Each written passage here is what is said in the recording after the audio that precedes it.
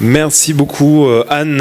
Et en effet donc comme tu l'as dit, on va dialoguer avec Laurent Pérez Delmar pendant 1 heure et demie. Voilà, on vous laissera la parole aussi si vous avez des questions, que ce soit sur la Tortue Rouge, puisque c'est la raison, une des raisons en tout cas pour laquelle Laurent est là, ou alors également sur son parcours, sur des choses dont on va parler durant cette rencontre. Libre à vous. Pour présenter, moi je fais partie de la revue Réplique qui est partenaire du festival depuis déjà 4 ans, du festival Travelling. On a l'habitude d'accompagner plusieurs invités et plusieurs réalisateurs. On va le faire également avec Michael Earth durant le festival, et puis également avec Laurence, pourquoi je suis là pour animer cette masterclass. Alors merci déjà Laurent d'être là avec nous aujourd'hui. Merci de m'avoir invité, bonsoir, merci d'être là. On va procéder de manière un petit peu chronologique, quoique on va pas forcément toujours non plus respecter cette chronologie-là. On va justement peut-être s'en libérer parfois pour aller vers des questions plus transversales ou plus globales, disons.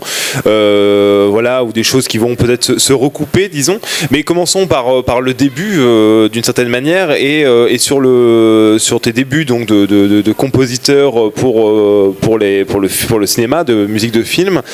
Comment tu en es venu là? Toi, tu as fait des études de piano classique au conservatoire et puis ensuite d'écriture musicale. Pourquoi avoir choisi le piano, l'écriture musicale, et puis ensuite pourquoi aussi avoir eu envie de composer pour le cinéma? Écoute, c'est très simple. Je suis allé au cinéma quand j'avais l'âge de 8 ans. Je suis allé voir E.T. avec mes parents. J'habitais Nice à l'époque, et c'est vraiment pour moi, ça a été un premier flash musical. Je suis sorti de ce film et j'ai dit à mon père que j'avais conscience d'être profondément ému par la musique. Puis ensuite sont venus Star Wars, et puis voilà, des films que vous connaissez qui m'ont profondément marqué, et Le Grand Bleu un peu plus tard. Des films où la musique est extrêmement importante pour ouais, exactement. Et à l'issue du Grand Bleu, j'ai dit à mon père, écoute, c'est vraiment ce que j'ai envie de faire. Et mon père m'a dit, écoute, ok, ça fait assez longtemps que tu m'en parles. Et on est allé dans un magasin de musique, et il a dit au gars, bon, qu'est-ce qu'il faut à mon fils pour écrire de la musique? Et le gars lui a dit, il faut un ordinateur. Donc là, on a un Atari, il faut un clavier-maître, il faut des enceintes.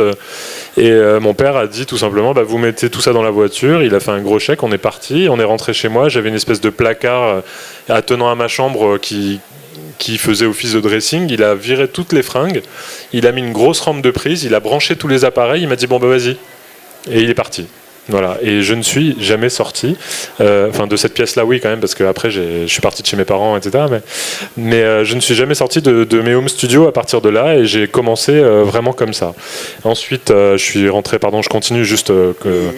Ensuite, je suis rentré en médecine après le bac, et donc j'ai dû arrêter le conservatoire de piano classique, et j'ai commencé à écrire des musiques pour des courts-métrages pendant que j'étais en médecine. Voilà. J'ai rencontré Cyril Gelblac qui a réalisé un court-métrage qui s'appelle L'Âge d'Ingrat, et ça a été pour moi la confirmation que c'était vraiment ce que j'avais envie de faire en parallèle de la médecine, parce que j'aime vraiment les deux. Et puis voilà, ça a commencé comme ça. Et donc du coup tu disais que c'était vraiment dès le début que ça avait été une sorte de choc, qu'il y a eu cette expérience après des courts-métrages. Ça s'est fait finalement naturellement, l'évolution donc de faire un court-métrage, parce que finalement à la base donc tu faisais ces études-là de médecine qui quand même semblent très très éloignées d'un parcours après de professionnel uniquement de compositeur quelque part. Comment ça s'est passé après ce court-métrage? Ça c'était assez simple. J'avais une copine qui savait que j'avais envie de faire de la musique de film, et elle avait une connaissance qui réalisait son premier court-métrage à Nice, dans cette école de cinéma qui s'appelle j'ai un trou de mémoire, qui s'appelle l'ESRA, voilà. Et donc elle lui dit moi j'ai un copain qui fait de la musique, à moi elle m'a dit j'ai un copain qui fait un film, et donc on s'est rencontrés, et puis ça s'est passé comme ça. D'accord. Ouais. Et tu parlais donc de Star Wars, de E.T., donc de John Williams, du Grand Bleu, donc Bruno Coulet. Eric Serra, pardon.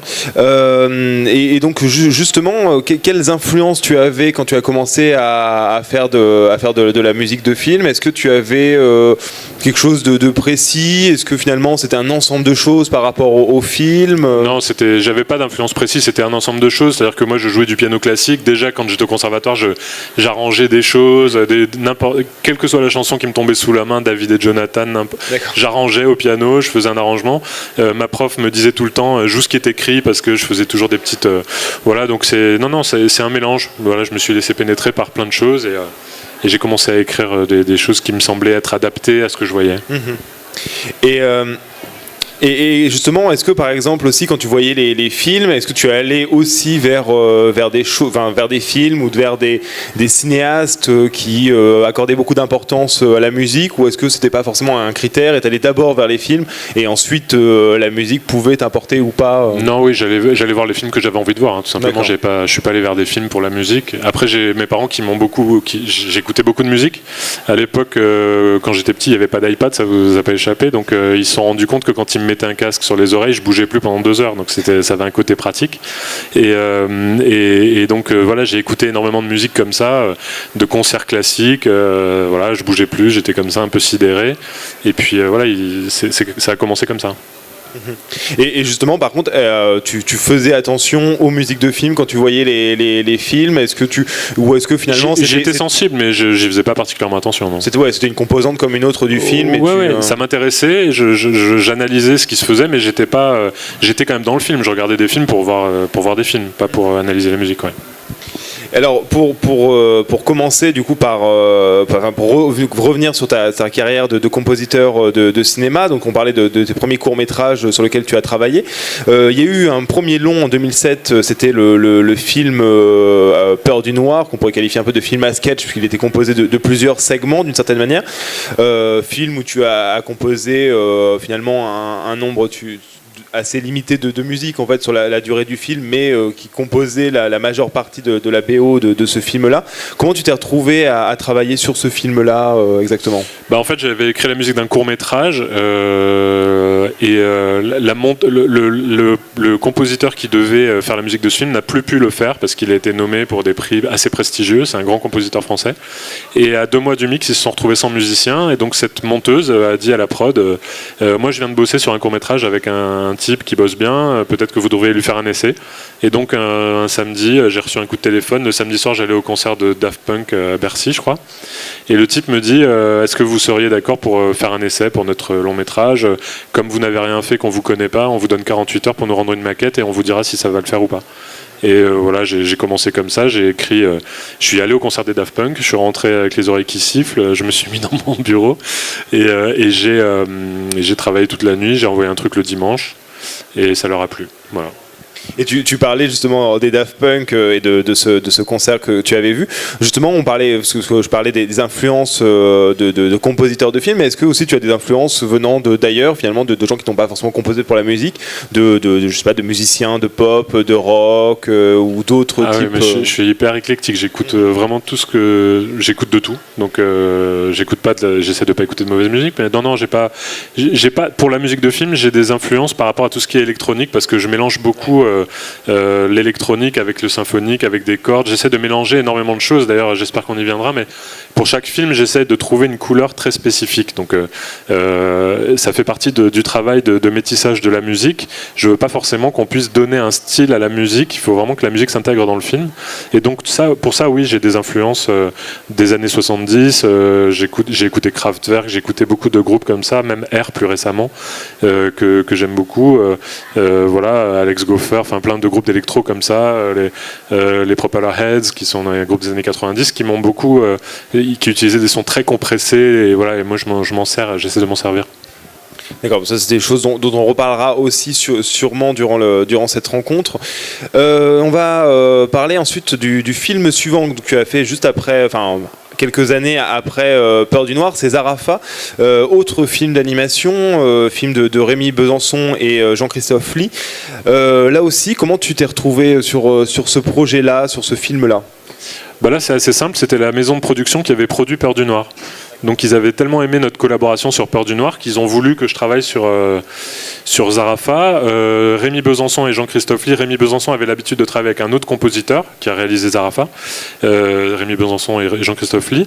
Et donc ils nous ont mis en compétition et j'ai perdu la compétition. Mais ils m'ont dit ton thème est super, bon voilà. Et donc j'étais hyper déçu. Et donc voilà, je suis parti. Et 9 mois plus tard, j'étais sur un bateau en Corse et je reçois un coup de téléphone du producteur qui me dit écoute, est-ce que tu veux faire la musique de Zarafa, parce qu'en fait ça marche pas avec l'autre musicien et ils arrêtent pas d'écouter ton thème, et quand ils le mettent sur des passages du film ça fonctionne, donc est-ce que tu te sens de le faire? Et moi j'avais jamais enregistré un orchestre en vrai, j'avais pas d'orchestrateur, pas d'assistant, rien, et j'ai dit ouais bien sûr, ouais sans problème, je vais le faire. Et là, grosse descente, je sentais que c'était important, mais je me suis lancé à l'eau comme ça, et je suis rentré à Paris, et j'ai reçu le film et j'ai commencé à travailler comme ça. D'accord, donc finalement tu as été un peu repêché, c'est presque un coup de chance. C'était miraculeux pour moi, parce que c'est un film qui a très bien marché, qui a fait 1,5 million d'entrées, et c'est le film qui a fait qu'après j'ai travaillé sans arrêt. Ouais. Et justement, donc je soulignais, Zarafa c'est également un film d'animation. Tu as travaillé pour d'autres films d'animation, si je ne me trompe pas, il doit y en avoir 4 ou 5 dans ta filmographie. Quel rapport tu entretiens à ce genre-là, ce genre de l'animation? C'est un genre vers lequel je suis allé au moment où j'ai eu des enfants aussi, parce que ça me permettait de partager des expériences avec eux, de voir énormément de films d'animation. Moi, ce que j'aime dans l'animation, c'est qu'on peut vraiment on peut se lâcher au niveau de la musique. On peut vraiment pousser les curseurs beaucoup plus que souvent sur les films de prise de vue réelle. Et puis je suis rentré par là parce que j'aime l'animation et que c'était un genre qui m'attirait. Donc c'était une chance quelque part de me voir proposer ce genre de projet. Et du coup, oui, pour prolonger un petit peu, tu disais que justement ça laissait beaucoup de liberté. Puisque tu n'as pas composé que pour des films d'animation, justement, qu'est-ce que ça a comme spécificité de composer pour un film d'animation? Est-ce que c'est finalement différent d'un film normal, ou finalement il n'y a pas non plus d'énormes différences? Non, il n'y a pas d'énorme différence. Moi, je ne fais pas de la musique pour enfants parce que on est dans un film d'animation. Il y a d'autres cultures qui considèrent comme la culture japonaise, par exemple, qui considèrent que le film d'animation, quand on va au cinéma au Japon pour des films d'animation, dans la salle, il n'y a pratiquement que des adultes. Et moi, je pense que mes enfants n'ont jamais écouté de musique pour enfants. Ils ont toujours écouté tout ce qui venait, quoi. C'était pas... Et donc, j'essaie d'écrire des musiques qui soient de la vraie musique, qui correspondent au film, voilà, tout simplement. Et justement, tu parlais aussi d'écrire de la vraie musique. Je sais que j'ai cru comprendre que tu tenais souvent à sortir aussi la musique en disque, en dehors même du film. Ouais, en digital déjà. Voilà, en digital, disons plutôt. Enfin, quand je dis en disque, en album, quoi. Et justement, quelle importance ça a? Est-ce que finalement la musique de film peut aussi s'écouter en dehors même du film? Alors ça, c'est une discussion qu'ont beaucoup de compositeurs. Morricone d'ailleurs en parle assez souvent, et moi je suis très d'accord avec lui. Je pense que dans la mesure du possible, il faut que la musique de film puisse s'écouter en dehors du film. Il faut que ce soit une musique qui soit suffisamment bonne, suffisamment construite, suffisamment bien orchestrée, arrangée, pour donner du plaisir en dehors du film. Donc j'apporte un soin particulier à ça quand même. J'essaie de ne pas faire trop de musique texturale, ou à la limite du sound design. J'essaie quand même d'écrire des choses qui me satisfont musicalement. Et ça oblige. J'y arrive pas toujours, mais ça oblige d'une certaine manière à ce que du coup la musique raconte elle-même quelque chose à part du film quelque part. Oui, mais ça, pour moi, c'est un des rôles de la musique de film, c'est d'apporter un éclairage qu'on n'a pas forcément dans un film. J'essaie toujours de prendre un point de vue qui m'intéresse. J'essaie toujours de me placer du côté d'un personnage, par son regard, plutôt que d'illustrer ce qu'on voit déjà à l'image. Bon, c'est un peu convenu de dire ce genre de choses, mais pour moi, c'est assez important. Dans La Tortue Rouge, par exemple, sur la séquence du tsunami, j'ai essayé de me mettre du point de vue du moment. Est-ce que quelqu'un a vu La Tortue Rouge ici ou pas? Ouais. Ah oui, vous êtes quand même assez nombreux à l'avoir vu, donc je peux en parler. Ok.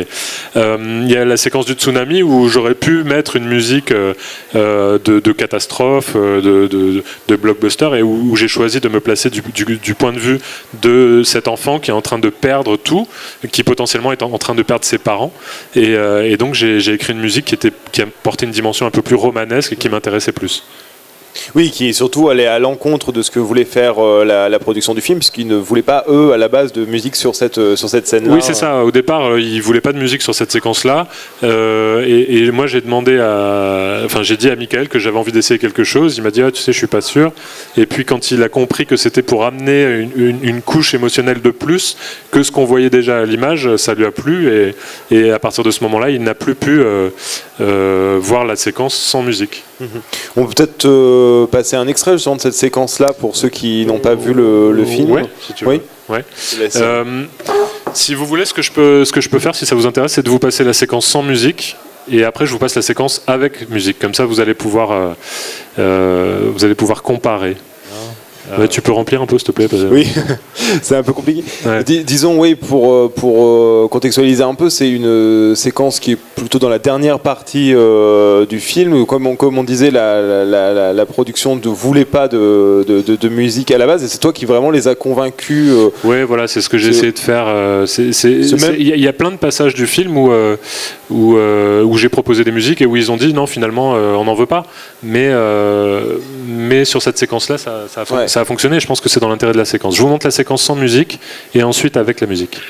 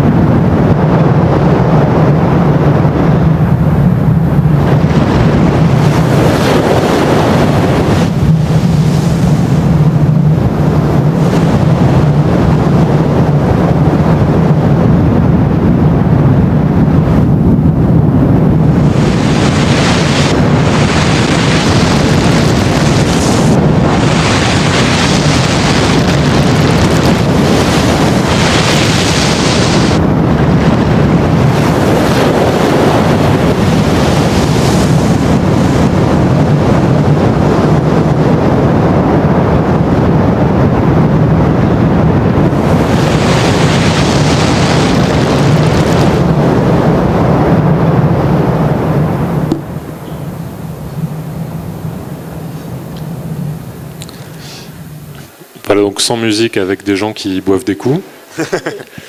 Et maintenant avec musique avec des gens qui boivent des coups.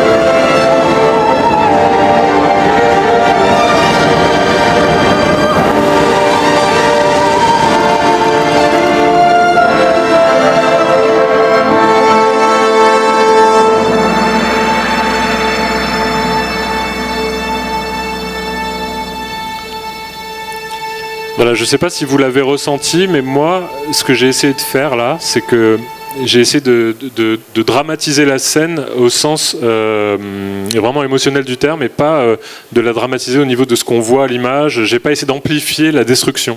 J'ai essayé de nous rapprocher de ce personnage, de ce môme qui est en train de tout perdre. Alors c'est vrai que les gens qui n'ont pas vu le film ont peut-être un peu plus de mal à le ressentir, mais voilà, c'est ce que j'ai essayé de faire. Voilà. Ça vous a paru évident ou pas ? Ouais ? À peu près, ok. Et justement, comment il se trouve l'équilibre dans une musique de film? Alors c'est particulièrement le cas sur La Tortue Rouge, puisque le film est sans dialogue et repose principalement sur la musique. Comment il se trouve cet équilibre pour justement arriver à dire quelque chose, dire une émotion sans forcément trop appuyer ou Bah ça après c'est de l'instinct beaucoup, hein. Mais ce dont je peux peut-être vous parler, si ça vous intéresse, c'est de la manière dont j'ai construit la musique de ce film avec les thèmes, etc. Je peux vous montrer des petits extraits pour vous aider à comprendre peut-être. Ça me paraît plutôt intéressant parce que moi j'ai quand même une approche de la musique qui est assez thématique. Ce que j'essaie de véhiculer, c'est par la mélodie. Pour moi c'est très important. Une bonne musique de film, elle doit pouvoir se jouer au piano et provoquer des émotions en étant jouée au piano. Donc en fait pour ce film, très concrètement, je vais vous expliquer un petit peu la genèse. Deux compositeurs ont travaillé sur ce film pendant 2 ans. Et Michael Dudok-de Witt, qui est quelqu'un de très exigeant, de très musicien, avec une vraie oreille, le réalisateur du film, n'était qu'à moitié satisfait de la musique. Mais il disait ouais non mais ça va.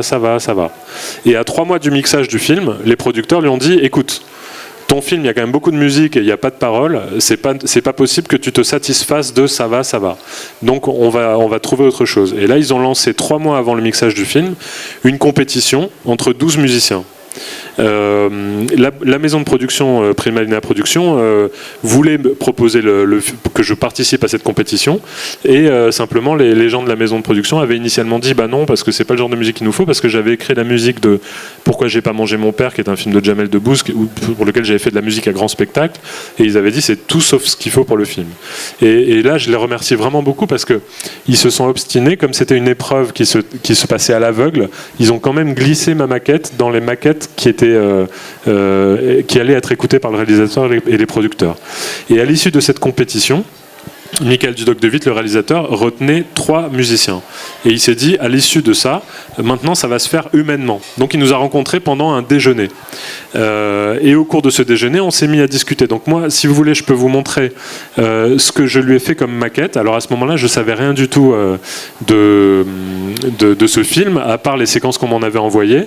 Et j'ai saisi quand même, dans le trait, dans le dessin, un dépouillement, une ligne claire et une sobriété, et donc j'ai voulu traduire ça avec de la musique, et j'ai aussi compris qu'il fallait vraiment, que c'était très important d'intégrer la musique dans l'univers de ce film. Donc qu'est-ce que j'ai fait? Tout ce qui est percussif, je l'ai fait avec des morceaux de bois, des bambous, des feuilles que je secouais, et donc on va le sentir un petit peu dans la maquette déjà. Déjà dans cette maquette, j'avais essayé de mettre ça, ces textures boisées, et j'avais écrit un thème. J'ai appelé une copine qui bosse à l'Opéra de Paris, qui est violoniste, et je lui ai dit est-ce que tu peux venir, j'ai besoin d'enregistrer une petite maquette. Et donc j'ai envoyé ça. Donc là vous allez voir des images de La Tortue Rouge qui sont des images de travail, donc elles sont crayonnées, et vous allez déjà pouvoir voir la beauté absolue du film à ce stade-là, avec cette maquette. Là, c'est vrai que le son est quand même... Il y a quand même beaucoup de bruit à côté, mais bon.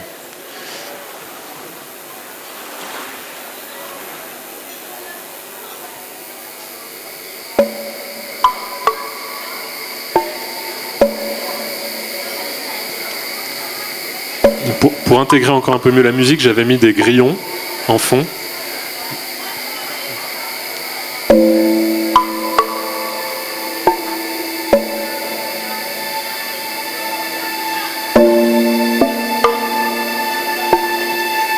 Vous entendez les morceaux de bois ?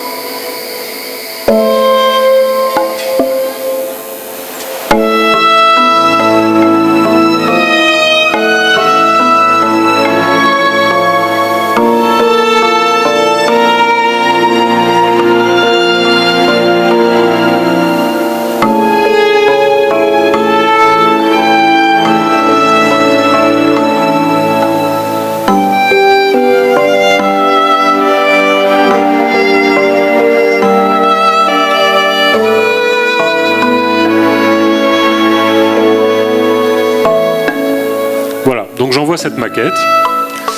Et on me dit, écoute, Michael a beaucoup aimé ta maquette, il voudrait te rencontrer. Donc on se rencontre au cours d'un déjeuner. Et donc il me dit, je suis ravi de te voir, vraiment je sens que t'as saisi, etc. Et je lui dis, par contre, je déteste le thème. Donc je dis, ah bon, mais du coup, tu m'as invité, pourquoi si tu détestes le thème? Il m'a dit, parce que je sens que tu as compris qu'il fallait de la sobriété, du dépouillement, etc. Et donc là, il a commencé à me parler de son film. Et ça a duré 3 heures, il m'a raconté, et Michael, c'est un type qui est tellement magnétique, tellement, qui vous transmet tellement d'émotions, que je suis sorti de ce rendez-vous, j'étais gonflé à bloc. Et donc je rentre chez moi, et j'avais une idée de thème dans la tête. J'appelle ma violoncelliste, Sarah, et ma chanteuse, Julia, et je leur dis, il faut que vous passiez en fin de journée, on va enregistrer une maquette. Je sais que le réalisateur doit avoir 2 autres musiciens, mais j'ai un thème que je veux absolument lui envoyer aujourd'hui. Et donc elles ont été sympas, elles sont venues. Et tout de suite, quand il m'a raconté son film, j'ai imaginé que j'avais envie d'un thème pour l'homme et un thème pour la femme. Et donc je vais vous expliquer un petit peu la manière dont j'ai procédé. Je me suis dit que j'avais envie d'un thème pour chacun des personnages, mais que je voulais pouvoir jouer ces 2 thèmes en même temps au moment de leur rencontre. Et donc j'ai utilisé ce qu'on appelle la même base harmonique. Vous connaissez la différence entre l'harmonie et la mélodie ? L'harmonie, ce sont les accords qui supportent la musique, et la mélodie, c'est donc ce qu'on peut chanter au-dessus. L'harmonie, ce sont plusieurs notes empilées les unes sur les autres, et la mélodie, c'est en général une note. Et avec ce qu'on appelle un contrepoint de temps en temps. Ce sont 2 mélodies en même temps qui fonctionnent en même temps en parallèle, mais qui vont bien l'une avec l'autre. Et je m'étais dit, ce qui serait intéressant, ce serait d'avoir une mélodie pour l'homme, une mélodie pour la femme, qui marchent en contrepoint, et que je jouerai ensemble à partir du moment où ils se rencontrent sur cette île. Et donc j'ai procédé de cette façon. Donc pour vous faire écouter vraiment l'essence de la musique, j'ai demandé à Sarah, la violoncelliste qui joue sur la BO du film, de passer, et juste je l'accompagne au piano, et je vais vous faire écouter d'abord le thème de l'homme, ensuite de la femme, et ensuite les 2 jouer en même temps. Vous allez voir, c'est assez simple à comprendre. Le thème de l'homme, tout d'abord.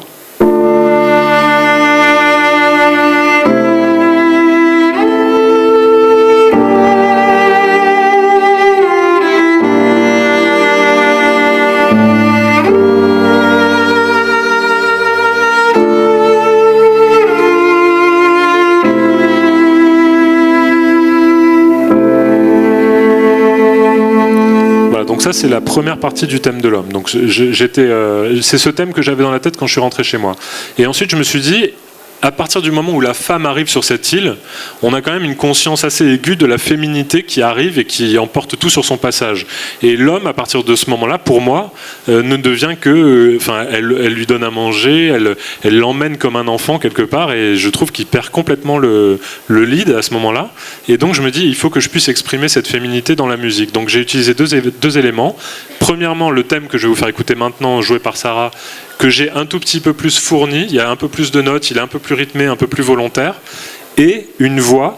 Alors, Michael Dudok de Witt avait très peu d'envie sur ce qu'il voulait sur cette musique, il ne savait pas du tout ce qu'il voulait, mais il y avait quelque chose qu'il m'avait dit, je veux un violoncelle solo, je ne veux pas de piano, je ne veux pas de voix humaine, et je veux une texture analogique qui rappelle un petit peu l'eau. Et donc, j'ai pris le risque, en fait, de faire chanter par une voix humaine ce thème, et bon, finalement, c'est resté dans le film, et ça a fini par lui plaire de ressentir comme ça cette part de féminité. Donc, je vais vous faire écouter le thème de la femme, qui est un petit peu plus sur les mêmes accords, mais qui marche en complément du thème de l'homme. Et ensuite, on écoutera les 2 jouer en même temps sur une séquence du film.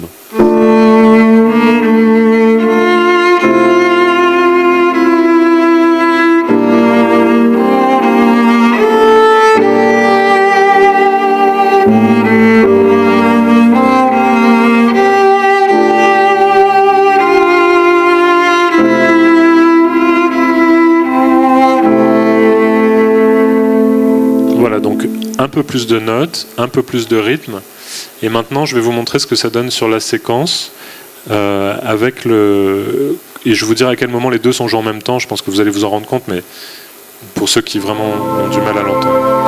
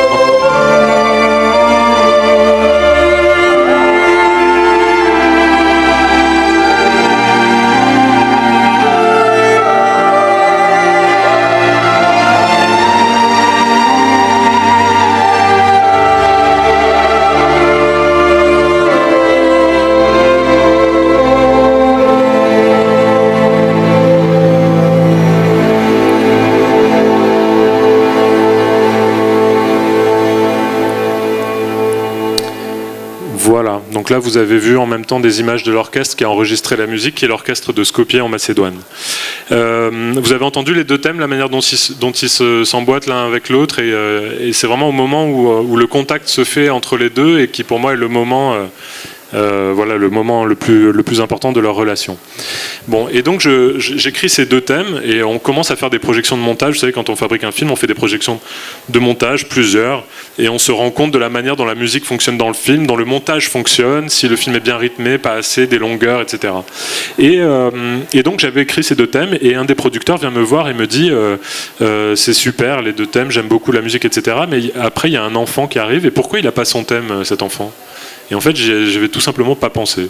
Donc j'ai dit, bah oui, effectivement, on peut peut-être écrire un thème pour l'enfant. Il m'a dit, oui, parce que ces deux thèmes pendant tout le film, moi, il y a un moment, je commence à m'ennuyer. Bon. Donc j'ai dit, écoutez, ouais, ok, c'est une bonne idée.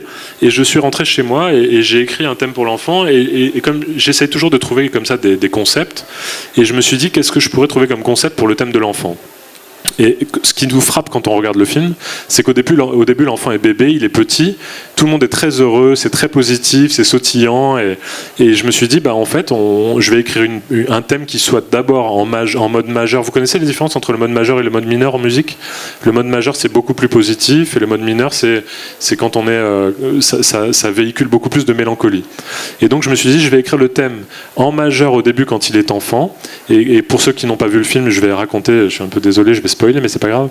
Il y a un moment où cet enfant devient un jeune garçon, et il prend une décision à un moment où il nage avec des tortues.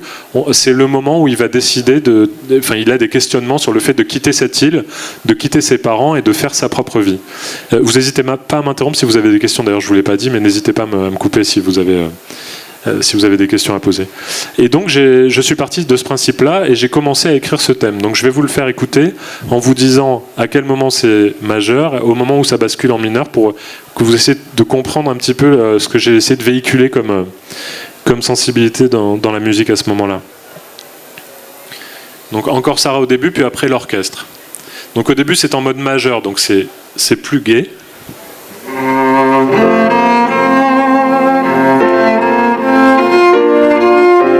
Ensuite, ça passe en mineur.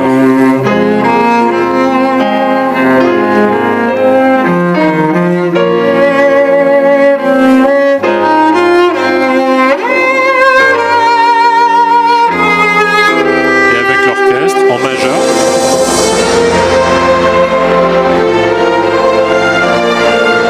Et en mineur.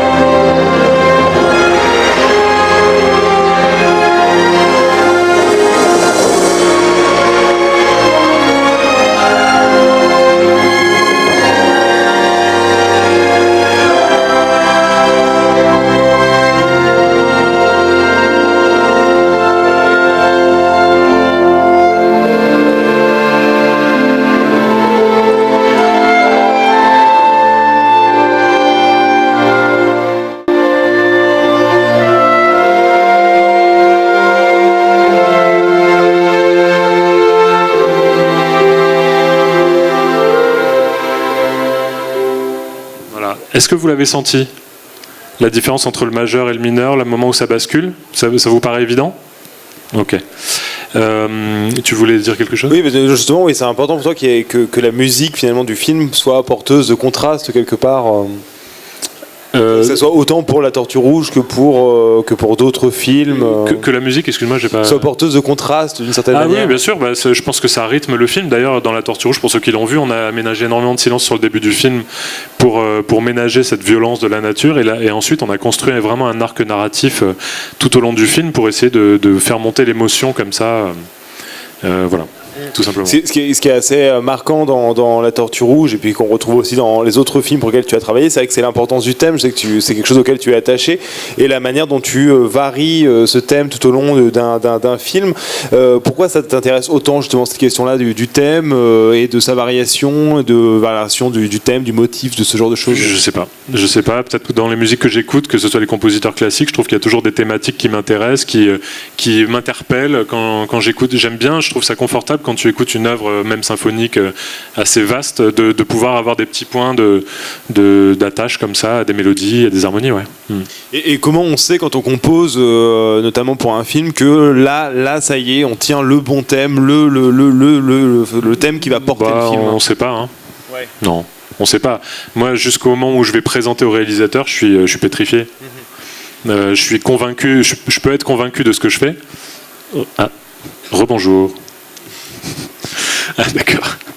Je peux être archi convaincu de ce que j'ai fait, mais jusqu'au jour, à l'heure, à la minute, à la seconde où il va me dire c'est bien, ça me convient, je ne serai pas pleinement satisfait. Voilà. Donc, non, on sait pas. Justement, quel dialogue il y a en général avec, tu as avec les réalisateurs sur les films? Est-ce que ça dépend des films? Est-ce que tu as une méthode, d'une certaine manière? Non, j'ai pas de méthode. Moi, j'ai qu'une méthode, c'est de parler énormément avec le réalisateur, déjà de ses envies, de ses influences, de ce qu'il aime, même de sa vie, de savoir ce qu'il a vécu, et ça m'aide à savoir ce que je vais mettre dans la musique, parce que c'est un réalisateur met toujours de lui dans un film. Quoi qu'il arrive, il y aura une partie de lui dans son film, quel que soit le film sur lequel il travaille, même sur les travaux de commande, il y a toujours du réalisateur dans un film. Donc moi, je parle énormément des personnages, même parfois au stade du scénario. C'est quelque chose qui m'intéresse beaucoup, c'est de boire des cafés avec le réalisateur et de discuter de son film.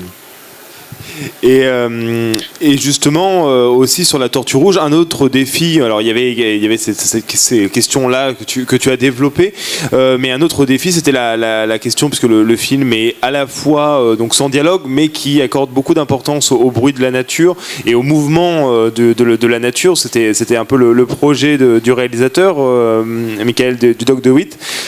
Comment justement ça s'est passé, ce travail-là aussi pour toi en compositeur, de respecter d'une certaine manière ces bruits-là de la nature, réussir à leur laisser de la place et à ne pas empiéter là-dessus? Ça, il y a eu deux démarches essentiellement. La première, c'était de passer tout le temps au montage son pour voir ce qu'il faisait. Je confrontais mes maquettes, je regardais, j'adaptais. Et la deuxième chose, c'est de mettre des sons de nature dans la musique. Donc je le racontais tout à l'heure à des enfants à l'hôpital. J'avais envie de mettre des sons de bambou dans cette musique pour intégrer la musique dans l'environnement de cette île. Et donc je me suis rendu de manière clandestine dans une bambouseraie en banlieue parisienne, et j'ai coupé des bambous à la sauvage, quoi, et je suis rentré avec toutes ces trucs chez moi, et puis je tapais dessus et je les coupais jusqu'à ce que j'ai la bonne note. Et quand j'avais la bonne note, j'arrêtais de les couper, je passais au suivant. Et donc je me suis fait une espèce de petit set comme ça de bambou. Et donc tous les sons qu'on entend de bois dans la musique du film, ce sont des bambous sur lesquels j'ai tapé. Il y en a que je frotte. Là, dans la séquence du tsunami, à un moment, on entend des frottements comme ça. C'est un bambou que j'ai coupé en deux et je frottais dedans un peu comme pour faire du feu. Et puis tous les bruits de shaker, les qu'on entend, en fait, ce sont des feuilles de bambou. Donc j'en avais absolument partout chez moi. C'était l'invasion, c'était horrible. En plus, j'avais des insectes à force d'avoir des bambous chez moi. Enfin, c'était un peu un calvaire, mais en tout cas, je trouve que c'était important pour intégrer la musique dans l'environnement sonore. Ouais. Et après, comment ça se passe au montage son, comment ça se passe exactement pour trouver là aussi le bon équilibre entre le film, la musique, les sons? Ça, en fait, on regarde le film dans la longueur plusieurs fois et on se dit, là, il y a trop de musique, là, on va en enlever, là, peut-être que ça manque de musique. C'est des discussions avec le réalisateur, avec la monteuse, et jusqu'au mixage. Parce qu'en fait, c'est peut-être quelque chose que vous ne connaissez pas, mais quand on regarde un film sans son, on a une notion de la temporalité qui est complètement différente de celle du film avec son. C'est-à-dire qu'à partir du moment où vous faites le montage son du film, il y a des séquences qui vont se réduire de moitié au niveau du temps alors que vous n'avez rien changé au montage. Donc la perception temporelle d'une séquence du film va changer radicalement avec le montage son et ensuite avec la musique. C'est-à-dire que quand vous mettez une musique avec un tempo très élevé sur une séquence, vous pouvez avoir l'impression qu'en fait ça va raccourcir la séquence, mais c'est l'inverse. Ça va rallonger une séquence. Et si vous mettez une musique très lente, c'est pas tout blanc et tout noir comme je le dis, mais la plupart du temps ça fonctionne comme ça.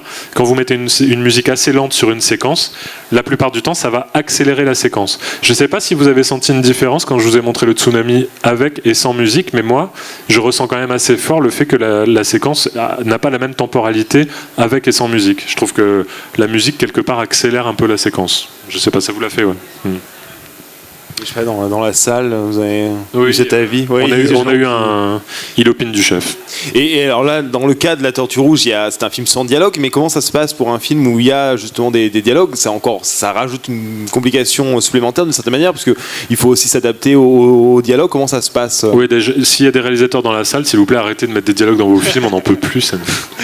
Non, ça complexifie pas, parce que oui, parfois on doit se cacher sous les dialogues. Ça change le travail, disons. Mais parfois ça nous aide à faire rentrer une musique sans qu'on l'aperçoive trop, ou ça nous aide à faire sortir une musique sans qu'on parce que c'est vrai que ce qui est compliqué, moi je trouve dans les films, c'est de sentir les musiques rentrer et sortir, sauf à ce que ce soit un effet.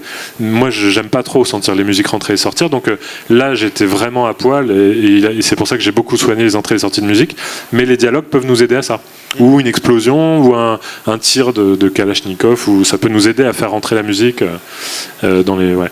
Alors, tu parlais aussi tout à l'heure de la manière, au moment de la maquette et comment ça s'était passé au tout début, du coup, avec le réalisateur.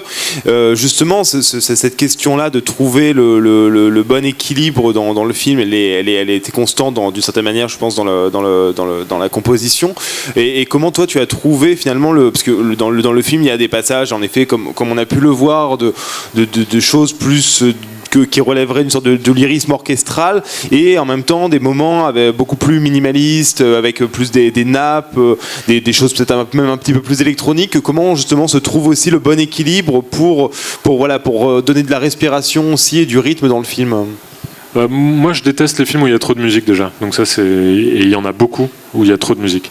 Non, le rythme se trouve au fur et à mesure de l'écriture, c'est-à-dire que j'écris la musique la plupart du temps de manière chronologique dans un film, et je me fais des projections chez moi. J'ai un grand écran, donc je me fais une projection un peu comme au cinéma, et j'essaie de ressentir, j'essaie d'être spectateur et de voir à quel moment je trouve qu'il y a trop de musique, à quel moment il faut en mettre un peu plus, orchestrer de manière un peu plus chargée, ou avoir un peu plus d'épure. Voilà.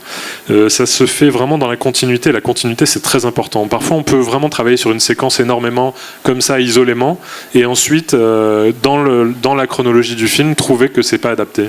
Donc c'est vraiment une vision globale. Ouais, c'est nécessaire d'avoir la globalité du film et pas uniquement travailler sur une seule séquence, parce que sinon on peut perdre un petit peu le sens du film et de la globalité de son film. C'est ça. Ouais. Il y a également un autre élément éventuellement, parce qu'on parlait des influences tout à l'heure, puisque La Tortue Rouge, c'est un film qui a été produit par le célèbre studio japonais Ghibli, qui studio fameux de l'animation japonaise, et forcément quand on pense à la musique des films de ce studio-là, on pense au célèbre compositeur japonais, alors j'ai toujours du mal à le dire, j'espère ne pas écorcher son nom, Joe Hisaishi. Voilà, tu le dis mieux que moi. Et justement, est-ce que ça a été une influence, ou est-ce que tu as au moins un minimum pensé quand tu as fait la musique de La Tortue Rouge? Ça n'a pas du tout été une influence, par contre ça a été une grosse pression. Ouais. C'est-à-dire que quand j'ai reçu le film, que j'ai vu le logo que vous avez vu tout à l'heure, Studio Ghibli, strictement confidentiel, Laurent Pérez-Delma, je me suis dit quand même, je passe après un type que j'admire tellement, qui a fait des musiques tellement sublimes. Mais voilà, ça il faut l'oublier très vite, parce que sinon on est capable d'écrire rien du tout. J'aurais pas écrit une note. Donc je me suis vraiment plongé dans le film, je me suis plongé dans des discussions avec Michael, et j'ai fait complètement abstraction du fait que Joe Hisaishi ait signé la plupart des musiques des studios Ghibli avant. Et j'ai surtout fait abstraction que d'être le premier Français à faire une musique pour les studios Ghibli. Ouais. Voilà. Sinon, j'aurais été tétanisé. Oui, forcément, on imagine. On va peut-être revenir sur... Ça va? Vous vous endormez pas? Ça va? Non, c'est bon. Okay. Vous n'avez pas de questions particulièrement, si jamais vous avez des questions par rapport à La Tortue Rouge, puisque est-ce que vous avez des questions d'ailleurs? Non, ne faites pas votre Oui, voilà, tu vois, regarde. Oui. Oui, alors l'orchestration, je la fais moi. J'orchestre toutes les musiques que je fais, parce que pour moi ça fait partie de l'écriture de la musique. Et sinon je travaille avec quelqu'un qui s'appelle Daniel Gley, qui est un chef d'orchestre magnifique, et qui m'aide sur la dernière partie de la fabrication de la musique du film. Moi je travaille jusqu'au dernier moment avec les réalisateurs, parce que je veux vraiment pousser jusqu'au plus loin leur satisfaction. Et pendant que je continue à travailler, que le montage change, etc., notamment sur des films qui ne sont pas français, le montage peut continuer jusqu'au mixage. Et il y a même des films qui sont montés pendant le mixage. Et ben moi, pendant que je continue à peaufiner les maquettes, à écrire des choses, en parallèle, Daniel travaille à l'écriture des partitions, il met les nuances, etc. Mais ce que reçoit Daniel de chez moi, c'est une partition pupitre par pupitre en MIDI où toutes les notes sont écrites. Il me fait des propositions d'orchestration additionnelle la plupart du temps que je conserve parce qu'il a toujours de très bonnes idées, mais l'orchestration, je la fais. Et ensuite, sur ce qui est de diriger l'orchestre, je l'ai fait quelques fois, mais quand je suis... bon, déjà, c'est un métier, donc c'est pas très... Je dirige pas très bien, j'imagine. Enfin, les musiciens me l'ont pas encore dit pour l'instant, mais moi, je le sens. Mais ce qui est compliqué, c'est qu'on a, comme il faut être vraiment à l'image, on a un clic dans l'oreille, le même clic que tous les musiciens ont dans une oreille. Donc vous avez une oreille qui est occupée par ce clic, tic, tic, tic, et vous avez l'autre oreille avec une immense réverb, parce que quand vous enregistrez un orchestre, vous êtes dans une pièce qui est très très haute et très très vaste. Et alors que quand vous êtes dans la control room, chaque pupitre et chaque instrument est repris par un micro spécifique. Donc je suis avec l'ingénieur du son et je peux lui dire est-ce que tu peux monter le pupitre de bois, le pupitre de corde, et ça permet d'avoir une écoute beaucoup plus analytique. Et donc je ne suis pas devant l'orchestre, mais je suis en relation avec mon chef d'orchestre qui est dans la fosse au lion, et je lui dis là il y a eu un pain à la clarinette, ou là il y a un manque de justesse aux cordes, il faut refaire, ou là ils sont pas en place rythmiquement, ou là je veux que ce soit plus fort, moins fort, et lui traduit ce que je veux dans la musique aux musiciens. Voilà. J'ai répondu à votre question ? Ok. Oui.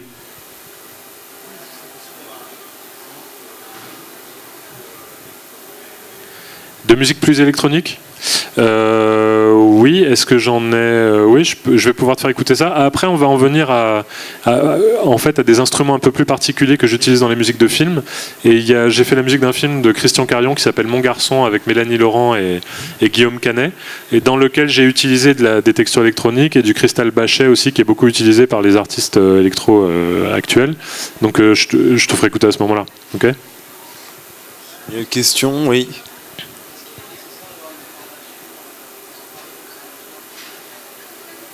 Alors, tu es au conservatoire ? Non, pas du tout ? D'accord. Il y a d'excellents musiciens qui ne savent pas lire la musique et qui n'ont aucune formation. Danny Elfman, le musicien de Tim Burton, qui vient d'écrire un concerto pour violon, n'a jamais fait de formation, et on m'a dit qu'il ne savait même pas lire la musique. Stéphane Grappelli, violoniste extraordinaire, ne savait pas lire la musique. Django Reinhardt ne savait pas lire la musique et n'avait que 2 doigts, et on sait ce qu'il en a fait. Donc je pense pas du tout que ce soit nécessaire. Je pense pas qu'Hans Zimmer ait fait des études de musique. Voilà, donc je pense que c'est pas du tout nécessaire. Il faut juste avoir envie. Il faut analyser énormément de choses, parce que effectivement, j'ai dit que je ne faisais pas particulièrement attention à la musique à l'époque où quand j'étais plus jeune, mais aujourd'hui j'ai analysé énormément de films, que ce soit de la Nouvelle Vague, de Bergman, j'ai analysé la musique de ces films pour essayer de comprendre comment les ressorts émotionnels qui faisaient fonctionner la musique dans le film. J'ai fait beaucoup de masterclass, j'ai analysé beaucoup de partitions, notamment des partitions de Gustav Holst, qui a écrit une œuvre qui s'appelle Les Planètes, et dans lequel on peut retrouver toute la musique de film d'aujourd'hui. Quand on écoute la partition de Gladiator, on entend du Gustav Holst, Korngold, qui sont des compositeurs comme ça, qui ont vraiment inventé pour moi la musique de film. Ravel dans un autre style plus impressionniste. Je pense que c'est pas nécessaire, mais c'est nécessaire d'avoir une bonne oreille et d'écouter beaucoup de musique, beaucoup de musique dans beaucoup de styles différents, et d'essayer de refaire. Voilà, d'essayer d'analyser, d'essayer de refaire. Moi, je joue de la guitare, du piano, des flûtes, etc. Quand j'écoute une chanson pop, là, mes mômes sont dingues de Kenji Girac. Bah voilà, je prends ma guitare, je joue du Kenji Girac. Quand voilà, au piano, ma fille veut jouer une chanson d'Adèle, je me mets au piano, je lui joue la chanson d'Adèle. Faut écouter, reproduire. Tu es le papa idéal. Hein. Non, mais bon, je t'expliquerai en privé pourquoi. Et donc voilà, il faut essayer de refaire, de comprendre comment les voicings, c'est très important, la façon dont les pupitres sont organisés dans l'harmonie d'un accord. Par exemple, il y a des accords qui sonnent très très bien, mais si on met toujours la tierce ou la quinte juste au-dessus, ça va pas fonctionner. Il faut pouvoir étaler comme ça pour avoir de l'ampleur dans l'orchestre. Donc tout ça, c'est des choses qu'on peut apprendre dans des cours d'orchestration. Il y a un traité d'orchestration qui est de Samuel Adler, que je te conseille, qui est vraiment très très bien, où tu as des exemples sur des CD qui te permettent de comparer la partition et l'extrait. Mais moi, je pense que c'est pas nécessaire d'avoir une formation. Il faut se former soi-même, faire des erreurs, se faire jouer par des musiciens, se rendre compte pourquoi ça sonne pas, pourquoi ça sonne. Et pour moi, c'est la meilleure méthode, je pense. Si t'as pas fait de formation, vas-y, lance-toi quand même. Pardon ? J'entends pas. J'entends pas, pardon. De pianiste? Ah, de blues. Ah, ben c'est bien, tu connais 3 accords, c'est un bon début. Est-ce qu'il y a d'autres questions ou sinon vous pouvez prendre la parole plus tard aussi durant la rencontre, parce que c'est pas terminé. Non, pas d'autres questions? Non, bah allons-y. Si, tout au fond. Oui. Il va falloir parler assez fort. Ouais. Ouais, comme ça, ouais. Ah, j'entends pas, pardon. Source d'inspiration? Pourquoi? En général, dans la vie? Pour la musique? Ouais. Les sources d'inspiration pour la musique? Ah oui, alors ma source principale d'inspiration, c'est les émotions. C'est-à-dire que parfois, quand j'ai besoin de me mettre dans un état pour écrire une musique, je peux écouter l'adagio de Barber, par exemple. Et ça va me mettre dans un état, ou le thème de Camille de Georges Delerue, et ça va me mettre dans un état émotionnel où, alors là, si vraiment j'ai besoin d'écrire un truc et qu'il faut que je sois... là, j'écoute la liste de Schindler. Voilà. Et là, ça me met dans un état qui est propice. Je suis dans un état d'émotion, etc., qui est propice à l'écriture de la musique. Après, j'ai des choses qui me galvanisent. J'ai vu le film de notre ami ici présent hier, qui est un film sur le hip-hop. Et les textes... Brooklyn, pour le citer. Hein Brooklyn, pour le citer, oui. Et c'est un film qui m'a galvanisé, qui m'a donné envie de bouffer la planète. Donc après, voilà, faut être sensible à certaines... J'écoute Treasure de Bruno Mars quand j'ai besoin de me mettre... Donc je suis assez éclectique, je peux écouter du rap, je peux écouter plein de choses, mais c'est ma principale source d'inspiration, c'est l'état émotionnel que ça me fait éprouver, quoi, quand j'écoute cette musique. Je m'inspire pas, je vais pas récupérer la musique d'un tel et essayer de recopier. Ça, non, c'est un truc qu'il faut pas faire parce que ça se sent. Moi, parfois, quand je vois des films, on a un phénomène aujourd'hui qui s'appelle le theme tracking. Ce sont les monteurs de films qui, quand ils montent le film, mettent des musiques de films déjà existants pour présenter le film aux producteurs, etc. Eh bien, quand le theme tracking reste un peu trop longtemps sur la timeline de la vide, les réalisateurs s'y habituent et donc on demande au compositeur qui va arriver 3 mois plus tard tu vois ça, cette musique c'est vachement bien, est-ce que tu peux faire un truc pareil mais pas pareil pour que voilà. Et donc ça, moi, on le sent vachement, et on le sent y compris dans des films comme Star Wars ou comme où on sent qu'il y a eu des... T'es d'accord ou pas? Ouais, c'est clair, ouais. Bon, dis-le quand t'es d'accord. Oui. Et donc on le sent et moi j'essaie d'éviter ça. J'essaie plutôt de me mettre dans un état qui me permet de d'écrire, voilà. Ça va comme réponse? Ouais. Et justement, tu parlais de quand tu voyais les films, quand tu découvres le film sur lequel tu vas travailler, comment ça se passe? Est-ce que tu es toujours direct en la première vision, tu as quand même des choses, des idées qui te viennent? Est-ce que ça t'arrive des fois de ne pas du tout être inspiré par le film et ça vient au fur et à mesure? Comment ça se passe? Non, de ne pas être inspiré, ça m'est jamais arrivé, je touche du bois parce que je suis un peu superstitieux. Mais non, ça m'est jamais arrivé. Après, il y a des films qui t'inspirent moins que d'autres. Tu vois, il y a des films dont tu as lu le scénario et dont tu es quand même vraiment déçu au premier visionnage, ça peut arriver. Jeu des comédiens, montage, pas dynamique, voilà. Mais globalement, non, j'ai la chance d'avoir toujours été un peu inspiré sur des films. Et comment tu choisis les projets? Est-ce que tu as beaucoup de propositions, des choses que tu refuses? Est-ce que c'est toi qui vas solliciter les personnes? Ça m'est arrivé de refuser des choses, mais c'est rare, je suis pas Morricone, tu vois, encore, donc j'ai du travail tout le temps, j'ai de la chance qu'on me propose des choses. En ce moment, je travaille tout le temps, mais ça m'est rarement arrivé d'avoir 10 scénars et de dire tiens, je vais faire celui-là. Non, c'est malheureusement pas encore. Et est-ce que justement le succès, la reconnaissance de La Tortue Rouge t'a ouvert aussi des ports d'une certaine manière, notamment internationales? Oui, ça c'est bien. Ça m'a notamment fait rentrer à l'Académie des Oscars, donc ça c'est quand même très important parce que pour les Américains notamment c'est important. Donc maintenant j'ai un agent aux États-Unis, ça fait un peu le mec qui se la joue, mais bon c'est vrai. C'est classe aussi. C'est important, et en fait il y a des nations comme ça, les États-Unis, les gens, quand vous avez des awards, ça compte pour eux. Avant d'avoir des awards, vous êtes rien, et puis quand vous avez des awards, vous devenez quelqu'un. Mais je peux comprendre en même temps. Enfin, c'est un truc qui est assez... voilà, moi aussi, je regarde sur les pages IMDb des gens ce qu'ils ont fait, s'ils ont eu des prix ou pas, pour essayer de se faire une idée. On se fait une idée un peu comme on peut. Quand on n'a pas envie de se taper toute la discographie de quelqu'un, je peux comprendre que... Voilà. Donc oui, ça m'a ouvert pas mal de portes. Et j'ai fait notamment un film qui s'appelle I Kill Giants, qui est produit par Chris Columbus et Michael Barnatan, qui sont des producteurs exceptionnels avec qui j'ai vraiment eu le privilège de pouvoir travailler. Et tout à fait dans la foulée. Et c'était génial, que j'ai fait dans la foulée de La Tortue Rouge. D'ailleurs, avec Giants, quand je l'ai reçu, on parlait de theme tracking tout à l'heure, et quand je l'ai reçu, il y avait la musique de La Tortue Rouge pendant tout le film. Ah oui. Donc j'ai regardé les 20 premières minutes et puis j'ai arrêté, j'ai pris mon téléphone et je leur ai dit maintenant, je veux bien tout pareil mais sans musique.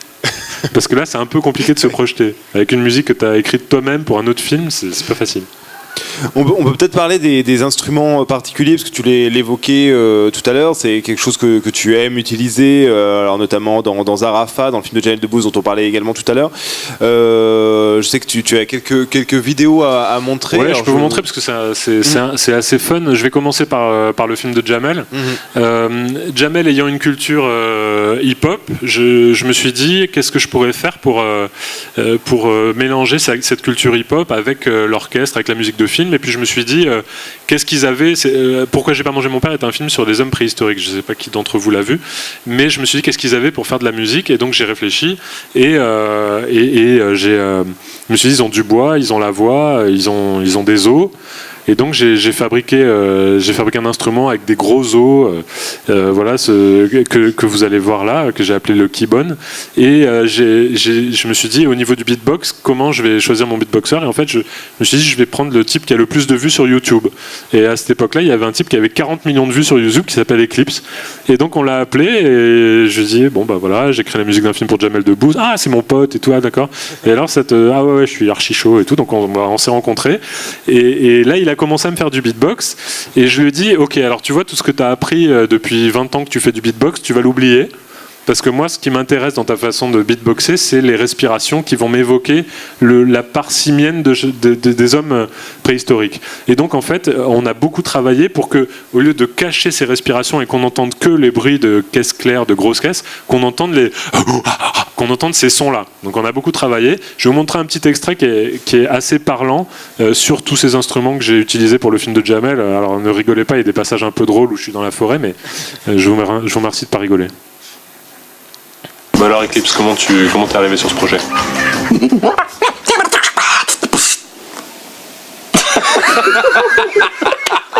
Eclipse, aka IPS.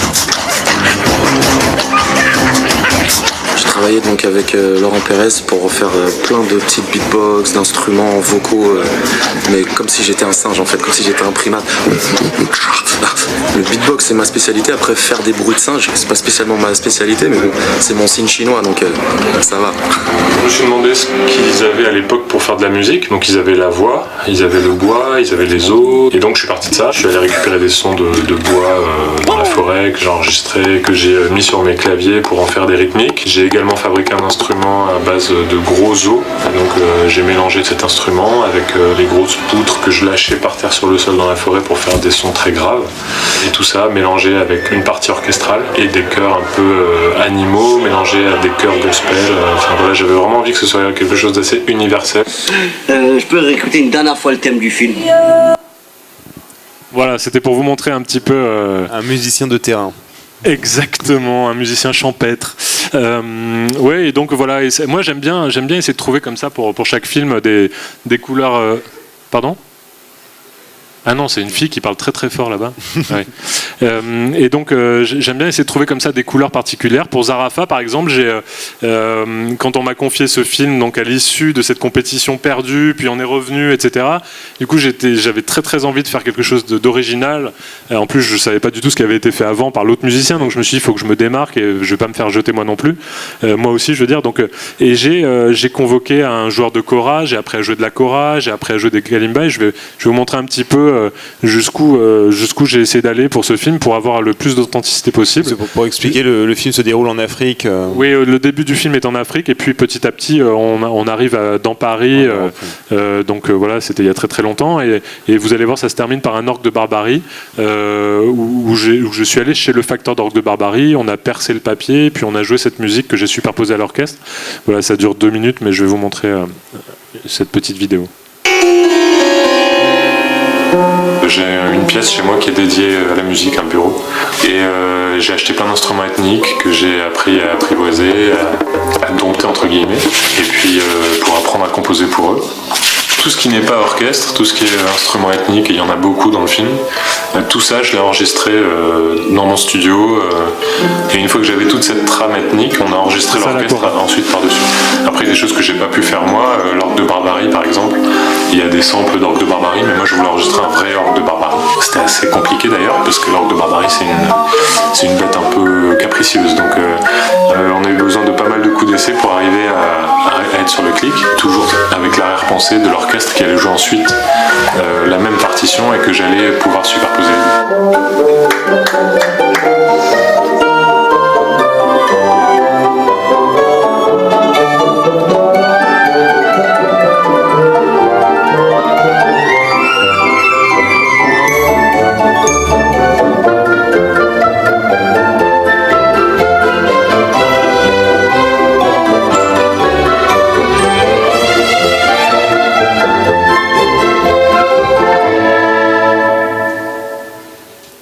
C'était un exemple, mais j'essaie de faire ça sur chaque film. J'essaie de trouver un son original, quelque chose qui va différencier le film des autres. Des autres, oui, dans de différents films. Peut-être deux choses qu'on pourrait retenir de ces deux séquences qu'on vient de voir, et en comparaison avec ce qu'on a pu voir également avant.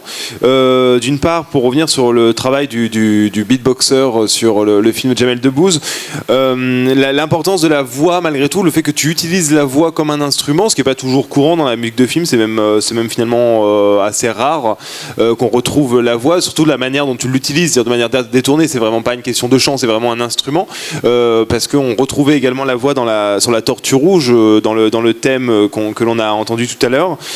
Qu'est-ce qui t'intéresse justement dans ce travail-là de la voix, de l'aspect vraiment organique de la voix, pour en parler en plus?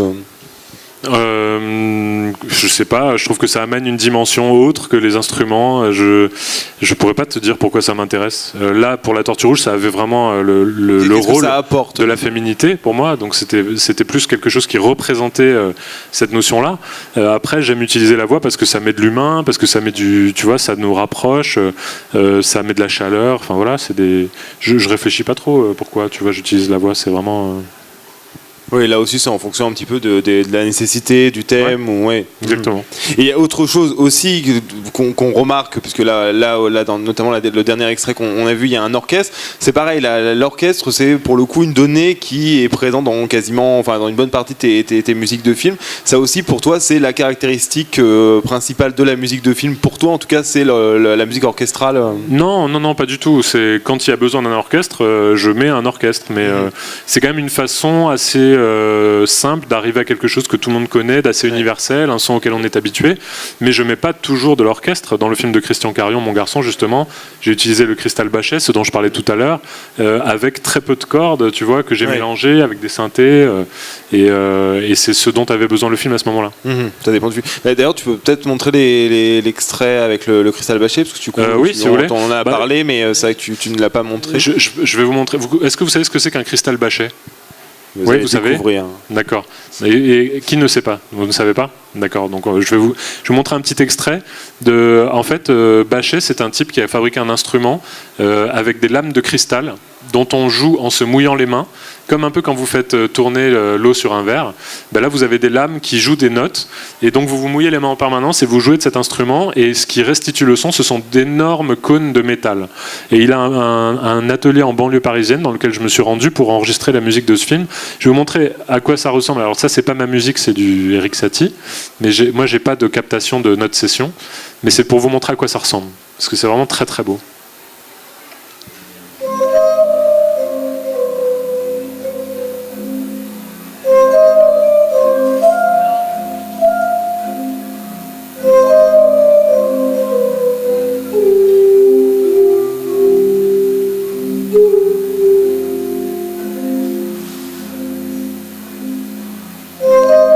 Vous avez un petit bol d'eau en dessous, et à chaque fois que vous faites vous trempez vos doigts dans l'eau.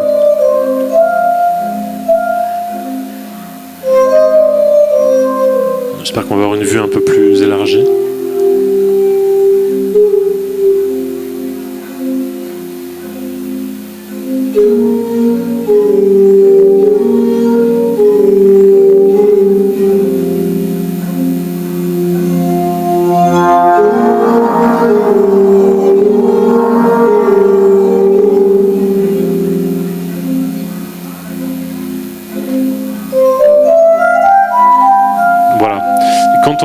quand on le joue dans des nuances assez fortes, on entend beaucoup plus ces nuances de... on entend beaucoup plus ces nuances... Voilà. Vous voyez les cônes en métal ? C'est ça qui restitue le son. Il y a des cônes en métal et des cônes en plastique. Donc voilà, et je vais vous montrer ce que ça donne, donc mélangé avec des textures électroniques. Alors c'est pas de la musique électronique au sens où tu l'entends vraiment. Je vais pas mettre de gros morceaux de rap ce soir, même si j'en ai fait 2 pour un film, mais c'est pour vous montrer ce que ça donne sur la séquence. Guillaume Canet se souvient... Ah non, c'est pas ça. Guillaume Canet se souvient de son amour avec cette femme qui est jouée par Mélanie Laurent. Et je vais vous montrer cette séquence.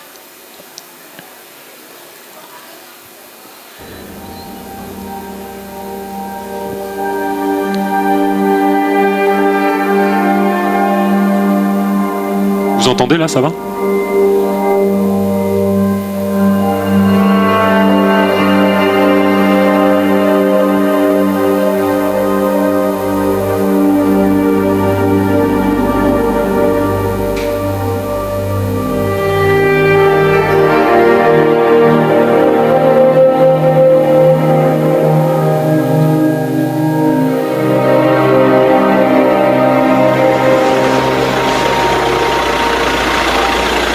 C'est très court, il y en a dans tout le film, mais pour moi c'est un instrument qui permet d'installer comme ça une espèce de sentiment qui tourne et qui est un peu malaisant. Et je l'ai utilisé dans ce film parce que ce film raconte l'histoire d'un type qui recherche son enfant, qui au début est tout à fait normal et qui petit à petit va sombrer dans une espèce de folie et de vengeance.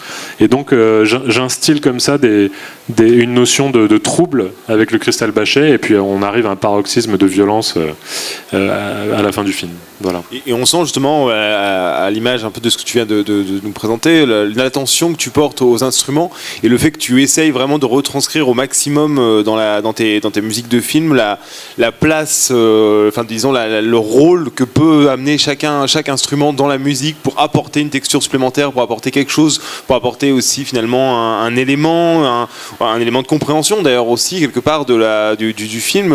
Comment ça fonctionne exactement pour toi ? Tu écris la musique. Bah non, après ce sont des idées que tu as, tu vois, je réfléchis, j'ai des petits j'essaie de trouver des concepts. Hans Zimmer, on aime ou on n'aime pas, mais il a toujours des concepts extraordinaires sur The Dark Knight par exemple, qui est le premier Batman de Christopher Nolan. Le deuxième. Dark Knight ? Ouais, le deuxième. Ah, excuse-moi, c'est lequel le premier ? C'est Batman Begins, si mes souvenirs sont bons. De Christopher Nolan ? Ouais, il y en a 3. Ok, je me trompe peut-être. Bref, alors sur The Dark Knight, je vérifierai quand même. Il a construit toute la musique sur une note qui change très très peu, et il a torturé un violoncelliste suisse pendant des jours, et donc toute la musique du film est construite là-dessus, sur une note de violoncelle. Il fait qui fait comme ça. Donc voilà, il a des concepts. Sur Inception, il a construit une musique en fonction du niveau de rêve dans lequel on se trouve. Donc voilà, je trouve cette approche vraiment très intéressante, et à mon niveau, c'est ce que j'essaie de faire. Donc on pourrait parler aussi justement de comment tu crées une ambiance avec cette musique de film, comment tu installes quelque chose. Je sais aussi que par exemple le fait que tu aies travaillé pour des genres différents, ça a aussi une certaine importance dans la manière d'écrire des films. Est-ce que d'écrire la musique de film, est-ce que selon le genre déjà même du film, tout à l'heure je parlais justement de comment le film en lui-même peut t'influencer ou t'inspirer, disons, sur ta musique, mais même comment finalement le genre, est-ce que tu es justement sensible à l'idée que si tel film s'inscrit dans un genre, il faut que la musique respecte aussi certains codes ou certaines idées que tu peux avoir du genre Oui, moi j'aime bien les musiques de films de genre. C'est quelque chose que j'ai pas beaucoup fait. J'ai fait un film qui s'appelle Anti-Gang avec Jean Reno, où là on avait vraiment, le réalisateur avait envie qu'on regarde son film. Ouais. Moi j'avais l'impression de regarder ce film et de manger un bon gros burger, quoi, où on est dans tous les clichés du film d'action, et c'est trop bon. Ouais. Comme L'Arme Fatale, donc voilà, j'avais envie de ça.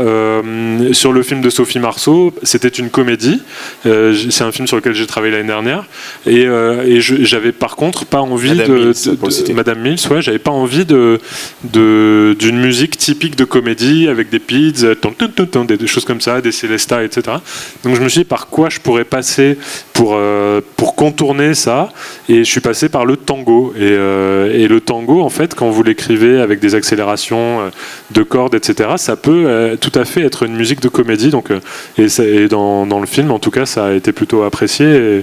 Et voilà, j'ai essayé de contourner comme ça.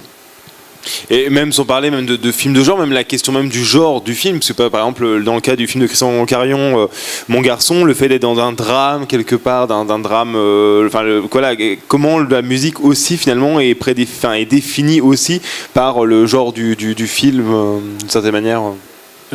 C'est-à-dire, je comprends pas. Est-ce que par exemple justement le fait que ça soit un drame, c'est aussi pour ça que tu es allé vers dans le cas du film dans le cas de Mon garçon, est-ce que c'est pas le fait que ça soit justement un drame de ce type-là assez sombre, est-ce que c'est ça aussi qui t'a justement poussé à aller vers une musique peut-être plus électronique, plus dans ce sens-là Oui, je pense, oui. Il était possible d'écrire plein de musiques différentes sur ce film. Sur la première séquence, j'aurais pu écrire une musique au piano dans laquelle on voit la séquence je peux peut-être vous la montrer d'ailleurs.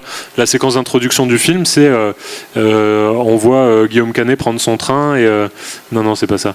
Et donc attends, où est-ce que je l'ai mise? Je l'ai mise là. Non, c'est pas ça. Ok, je vais la trouver. Voilà. J'aurais pu mettre, on voit Guillaume Canet en train de se poser des questions et on pourrait avoir l'impression qu'il est super triste, etc. Et j'aurais pu mettre une musique un peu mélancolique, mais j'ai voulu installer un climat de tension tout de suite. Donc en fait, j'ai utilisé le cristal bâché, j'ai utilisé des harmonies un peu tendues et j'ai utilisé un violoncelle que j'ai pitché numériquement de 2 octaves. Donc en fait, ça crée un son assez particulier que je peux vous faire écouter et ça donne ça. Donc sur le tout début du film, j'ai pas mis de musique, j'ai voulu vraiment laisser. Il y a un message téléphonique de Mélanie Laurent qui appelle Guillaume Canet, et la musique commence ensuite.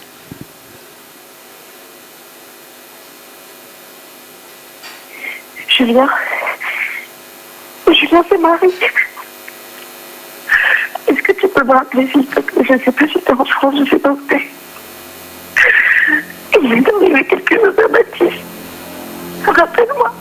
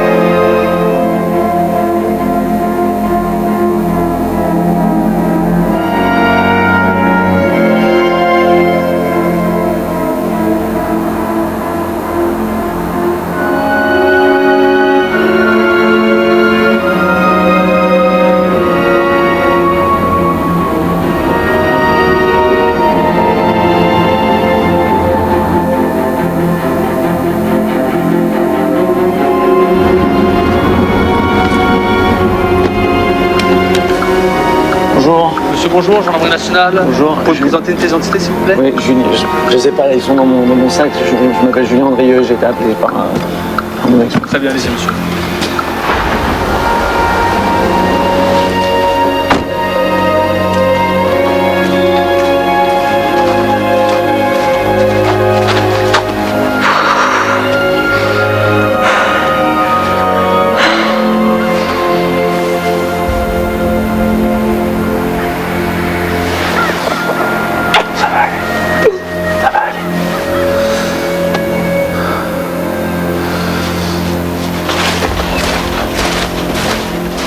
Voilà, donc c'était juste ça, c'est l'introduction du film, et j'ai vraiment tenu à instaurer ce type d'ambiance. Je vais juste regarder si j'ai un petit montage que j'avais fait à une époque. Oui, voilà. Je vais vous montrer la même séquence avec une autre musique d'un autre film, et vous allez voir l'influence que ça a. Musique de Philippe Ramby, qui est un compositeur que j'aime beaucoup.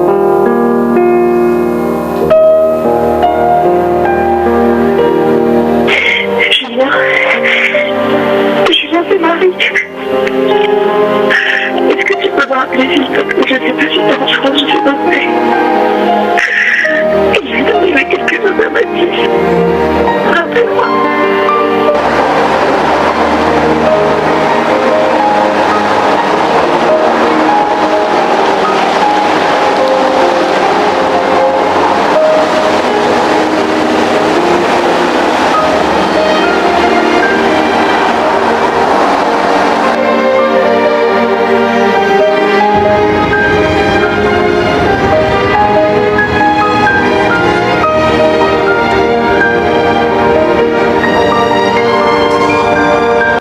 Vous voyez qu'on est dans complètement autre chose. Hein, donc voilà, c'est vraiment des choix qui sont à mon avis vraiment très très importants. La couleur de la musique pour un film, pour rentrer dans un film, pour conditionner le spectateur à être plus ou moins stressé, à être plus ou moins heureux, à être plus ou moins ému. Voilà, c'est vraiment très important. Oui, disons que l'ouverture d'un film, en plus, justement, donne vraiment la couleur de ce qu'on va voir ensuite. On peut vraiment complètement, on peut jouer sur l'humeur du spectateur. Moi, ça me passionne en fait dans ce métier. Et justement aussi, le cas de ce montage-là montre aussi finalement l'importance qu'a la musique de film pour le film. Finalement, ça quand même rajoute quelque chose ou dit quelque chose de supplémentaire. Et finalement, c'est une responsabilité aussi du compositeur quelque part. Oui, il y a des musiciens, enfin il y a des musiques qui tuent des films. Hein. Oui. C'est vraiment, ça arrive assez régulièrement. Ouais. Justement, en parlant d'ouverture, on pourrait peut-être, pour finir, avant peut-être de passer la parole au public s'il y a d'autres questions, finir avec un autre film et une autre ouverture, ou début de film, disons plutôt, parce que c'est pas tout à fait l'ouverture, d'un autre film d'animation qui est Loulou l'incroyable secret, dont on n'a pas encore parlé, qui est un film d'animation que tu as fait en 2012, 2013 2013, oui. 2013, oui, c'est ça. Film qui avait été assez remarqué, qui avait été nommé ou mais qui avait eu le César du il a eu le César du meilleur film d'animation. Exact. Et du coup, donc c'est un des premiers films que tu as fait, dans les premiers, disons. Il y a une séquence au début qui là aussi, alors il y a deux séquences assez importantes au début. Il y a une séquence au début avec les deux personnages principaux, donc qui sont un renard et un lapin qu'on voit arriver avec donc sur un rythme de comptine. Et puis il y a une autre séquence que juste après qu'on va voir. Je pense qu'on va voir de toute façon les deux séquences où là pour le coup on est sur quelque chose de vraiment de film d'aventure d'une certaine manière, enfin voilà, qui évoque, moi je trouve qu'avec l'aspect en plus les deux personnages sont en voiture et il y a quelque chose qui évoque, je sais pas, la musique de Bernard Herrmann par exemple, ce genre de choses qui là aussi a une certaine importance d'une certaine manière. Oui, alors cette séquence en fait elle est un peu peut-être la montrer. Je sais pas si tu préfères. On peut peut-être montrer la séquence et en parler après ou... Ouais, si tu veux, mais ça te dérange pas que je fasse une petite intro? Vas-y. Sinon, je me casse. Hein. Excuse-moi, vas-y. Non, en fait, cette séquence, elle est assez particulière parce que à l'époque, on m'a demandé encore une fois de créer quelque chose pour voir si j'allais pouvoir faire la musique de ce film. Et c'était, en fait, chronologiquement, c'était avant Zarafa, même si le film est sorti après. Et j'ai créé un morceau de musique qui leur a tellement plu que j'avais que le scénario, qu'ensuite ils ont monté des images, ils voulaient tellement garder cette musique qu'ils ont monté les images du film sur la musique. Donc là, à la limite, pour moi, c'était quand même super confortable. Et donc c'est cette musique que je vais vous faire écouter. Et juste en préambule, j'ai été totalement libre en fait sur cette séquence, c'est-à-dire que le réalisateur m'a dit que lui, ce qu'il aimait, c'était l'oiseau de feu, et c'est tout ce qu'il m'a dit en fait. Il m'a dit laisse libre cours à ton imagination. Et donc j'ai créé ce morceau de musique qui a été ensuite. Je vois qu'il y a une enfant ici. Tu l'as vu, Loulou l'incroyable secret ou pas? Tu l'as vu? Ah, c'est bien. Ça t'a plu? Cool. Alors tu vas revoir un petit bout là. Regarde. Donc il est vraiment tout début. L'oncle Vatanen remporta en 1973 le rallye des lapins lapons. Le plus lapon des lapins. Et hop! Je conduis. Ah non, c'est moi.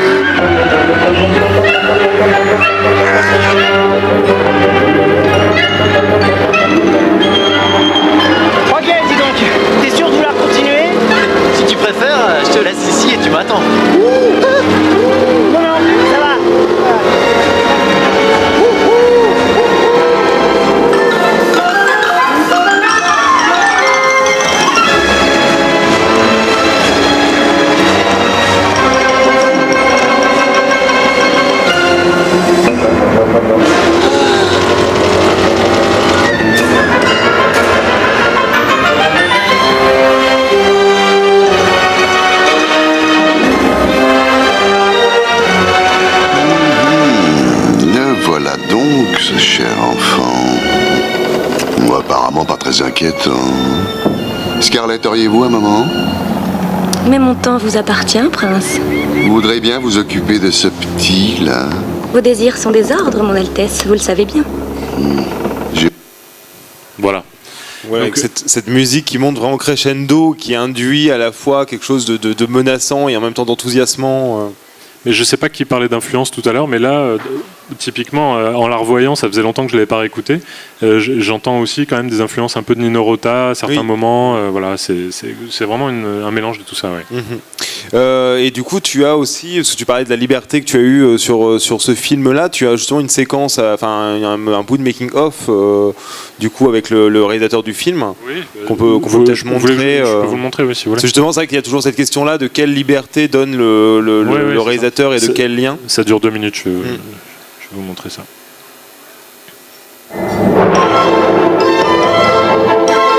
J'avais envie d'une musique très cinéma, plus cinéma évidemment que animation.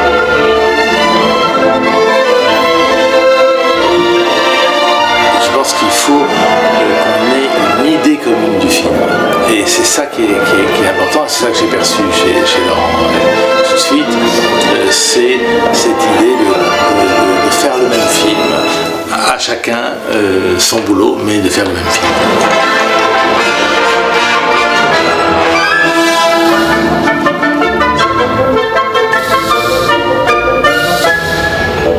L'univers musical influence la suite du travail, ne fût-ce que dans l'exigence. Quand on a une musique aussi belle, on est forcément obligé de mettre la barre très haut. De cette manière-là, je sais que, par exemple, de tout début du film, avec cette musique d'une délicatesse incroyable, donne un sentiment particulier pour démarrer ce film, qui aurait été complètement différent avec une musique très gaie, plus rapide, ou que ce soit.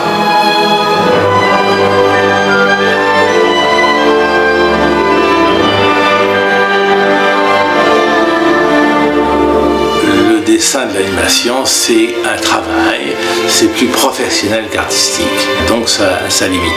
Et je pense que justement, c'est ce sentiment de liberté qu'il y a dans la musique de Laurent, c'est ce sentiment d'évasion qui est incroyable et qu'on n'a pas dans l'image, puisqu'on est dans un cahier des charges extrêmement étroit. Voilà, Solo Taref, qui est quand même un immense auteur de BD que vous connaissez, j'imagine, et que je vous engage à lire si vous ne l'avez pas déjà fait. Il a un style très que j'aime beaucoup. Alors, je sais pas si Non, j'ai terminé. D'accord, j'ai cru que tu avais quelque chose à rajouter. Est-ce qu'il y a des questions dans la salle ou des réactions par rapport à justement ce qu'on vient de voir ou d'autres choses dont on a parlé également ces dernières minutes? Je ne sais pas. C'est pas la petite fille qui a vu Loulou. Est-ce que ça t'a marqué justement la musique de ce film-là? Elle est obligée de dire oui, la pauvre. T'es dur là. Non, tu peux dire non. Hein. Est-ce que c'est quelque chose dont tu as conscience? Pas spécialement, voilà, tu vois. Ben, ça veut dire que c'est très bien. Quand on remarque pas la musique dans un film, ça veut dire que c'est la musique juste pour le film. Et moi, ça me va très bien. J'aurais préféré que tu me dises oui, mais bon, je me rattrape comme je peux. Est-ce qu'il y a d'autres réactions, d'autres questions avant d'achever ce... Il y a des musiciens dans la salle? Ah oui, il y a des musiciens. Ah oui, la pression quand même. D'accord. Ça va, j'ai pas dit trop de bêtises? Bah non, avec plaisir. Ah oui.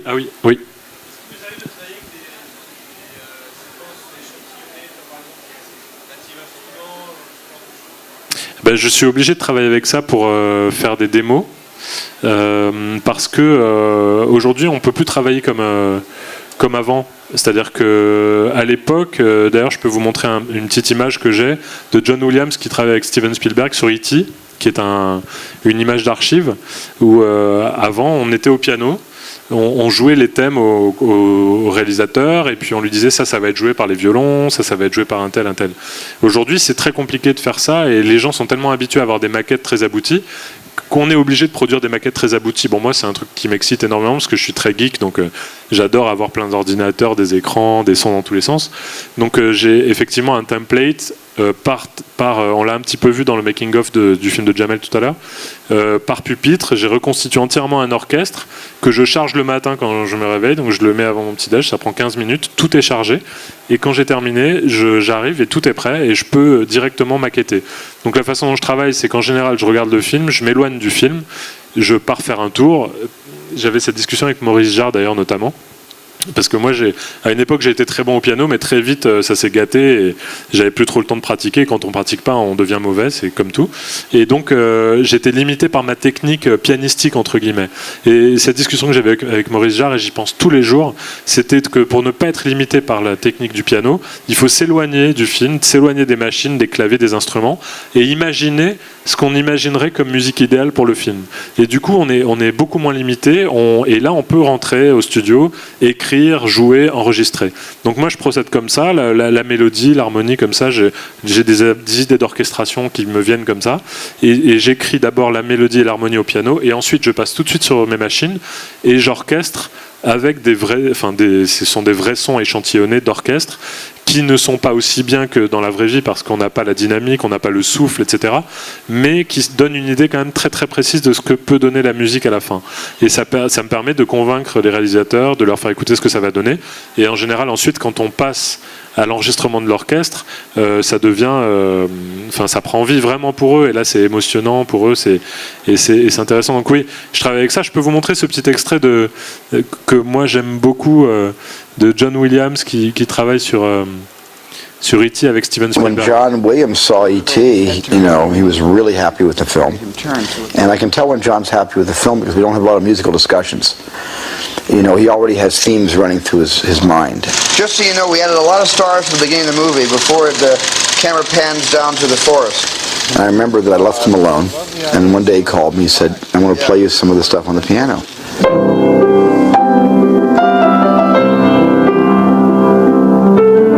I remember him coming to my office at that time when I played him some themes for E.T., two themes, the main flying theme and the secondary theme. And I'm pleased to say I remember him liking them immediately. And we eventually get into this key with this one.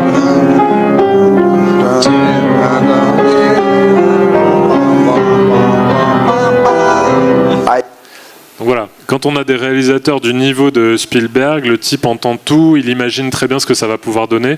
Et, désolé, c'est en anglais, hein, ma puce, donc t'as pas dû trop comprendre, mais en fait, en gros, il lui disait, j'ai joué les premiers thèmes, les thèmes secondaires, et on a travaillé comme ça. Et du coup, voilà, et puis à cette époque-là, il n'y avait pas le choix, de toute façon, il n'y avait pas de machine, donc ils n'avaient pas d'autre choix que de faire comme ça. Et puis il y avait une confiance aussi, c'est-à-dire que John Williams était déjà un immense compositeur, donc quand on lui a dit on va à l'orchestre avec ces thèmes, voilà, on peut être quand même serein. Donc voilà, aujourd'hui c'est un peu différent. Aujourd'hui, on fait des maquettes ultra précises avec des sons numériques, ouais. Mais ça nous permet à nous aussi de nous rendre compte de ce que ça peut donner sur le film. C'est pas inintéressant. Hein. Oui, c'est vrai, de se rendre compte plus rapidement et de pas arriver un peu au bout et d'avoir une certaine déception. Oui.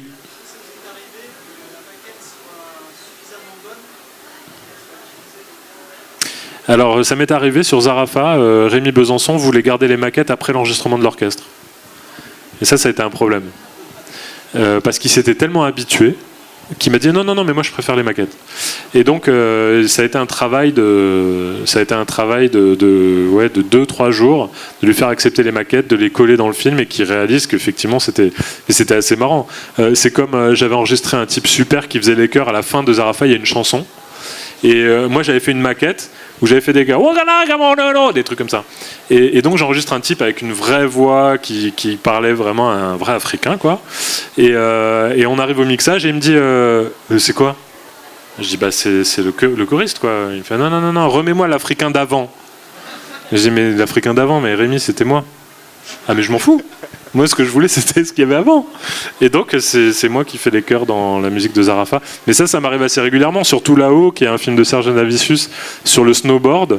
Et pareil, j'ai fait une maquette avec ma voix sur la première séquence du film. On n'a jamais réussi à la remplacer, quoi. Il s'habitue, c'est comme le time tracking, voilà. Donc non, ça peut arriver sur de la publicité, mais j'essaye toujours de mettre des vrais instruments pour qu'on sente pas trop. Le mélange se fait beaucoup. On enregistre des formations assez réduites d'orchestre et parfois on met, notamment pour tout ce qui est tuba, trombone, basse, pour avoir de la grosse pêche en bas. On double avec des sons de synthèse, on n'y voit que du feu, tous les Américains font ça, mais quand même le principal de la musique qui sort dans les films, c'est quand même des vrais instruments. Je trouve que pour moi c'est plus satisfaisant. D'autres questions? Elle a levé la main, mais c'était pour faire un petit zoom, c'est ça?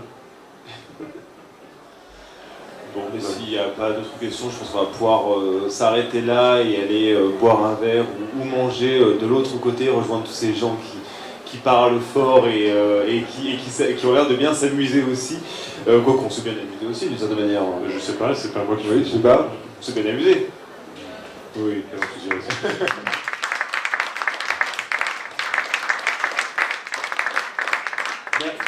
Merci beaucoup Laurent. Avec plaisir.